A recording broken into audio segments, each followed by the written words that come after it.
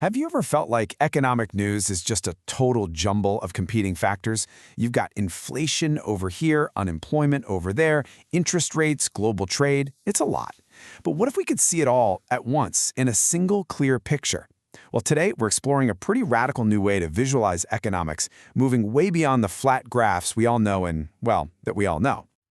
Okay, so let's just dive right into this. Think about any economic chart you've ever seen, in a newspaper, on a website, maybe back in a textbook. Chances are it was a simple two-dimensional graph. Have you ever stopped to wonder why? Why are they all so flat? Take this one for example. This is the most famous graph in all of economics, the supply and demand curve. It's brilliant, for sure, but it's also incredibly simple. It only shows the relationship between two things. You've got price on one axis and quantity on the other. That's it. It's a flat 2D view of one specific interaction. And it turns out that flat view isn't just common. It's pretty much universal. A really detailed study of over 1,500 chapters in top economic journals found that a staggering 99.5% of their graphs were two-dimensional. Just think about that. That means almost all of modern economics is built on a flat foundation. Now, this long-standing tradition of using 2D graphs isn't just a style choice. Not at all. It actually forces economists to rely on a very powerful but also very limiting assumption to make their models work in the first place. And that assumption has a name you might have heard before, ceteris paribus. It's a Latin phrase, and it literally means all other things being equal. The whole idea, which was championed by the legendary economist Alfred Marshall, is that to understand the relationship between two variables, like price and quantity, you have to pretend that everything else in the entire economy is completely frozen in time. Marshall's thinking here was super practical. The economy is this impossibly complex puzzle, right? So to solve it, he argued you have to isolate the pieces. As he put it, you have to segregate all the disturbing causes, everything that might complicate your analysis, and lock them away in what he called a pound called ceteris paribus.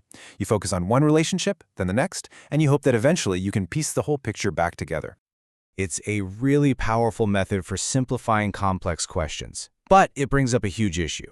What happens when those other things, those so-called disturbing causes, are the exact things we need to understand? And here's the crucial point.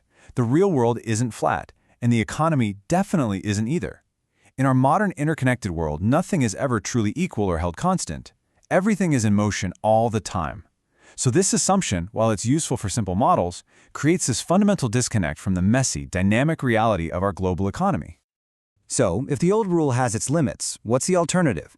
Well, the proposal we're exploring today suggests a completely different foundation for economic thinking, a brand new core rule. The intellectual leap here is huge, and it's best understood like this. The old assumption, ceteris paribus, that's like taking a single photograph of the economy. It's a static snapshot, frozen in a moment. The new assumption?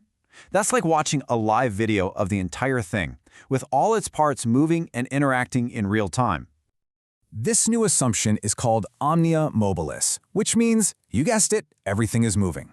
Instead of trying to hold variables constant, this approach says we should be building models that embrace simultaneous, constant change. It suggests we stop trying to pause the world and instead try to understand it in full motion. Of course, if your new rule is everything moves, you're going to need a whole new set of tools to see it all. And that's where we get introduced to a new framework with a mouthful of a name, Econographicology. So, think of econographicology not just as one type of graph, but as a whole design system for creating visuals that can handle way more than just two variables.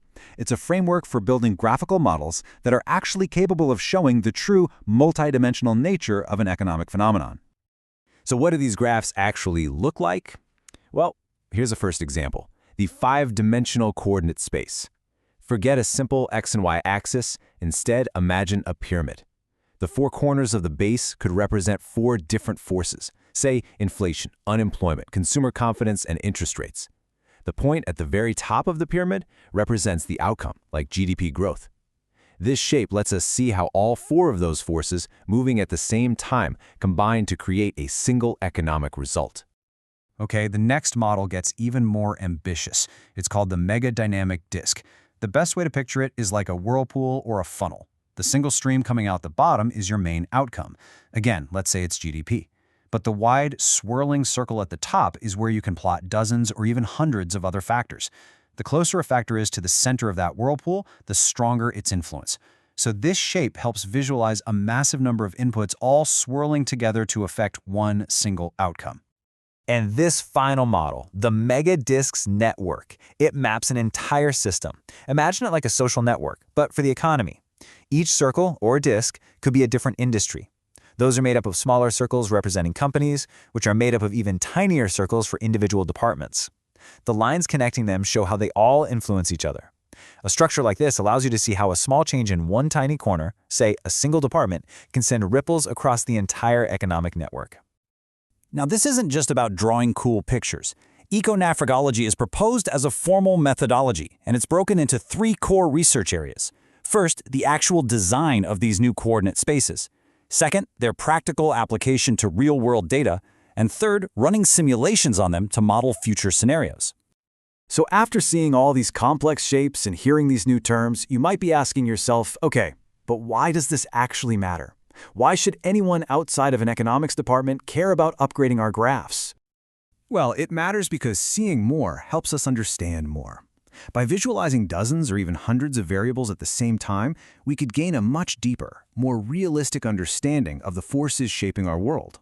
We could better analyze financial crises, maybe create more effective policies, and even start to visually map how non-economic factors, like political instability or a natural disaster, impact the economy in real time. At the end of the day, this is all about changing our fundamental perspective. It's about moving from analyzing a static, simplified photo of the economy to interacting with the dynamic, live model of it. It's about building tools that are just as complex and interconnected as the world they're trying to describe. And all of this leaves us with a final thought. We are used to making huge decisions based on these simplified, two-dimensional snapshots of reality. But if we had the tools to truly see our entire, complex economy in motion, to watch cause and effect ripple across the system in real time, what problems would we finally be able to solve? What would we change?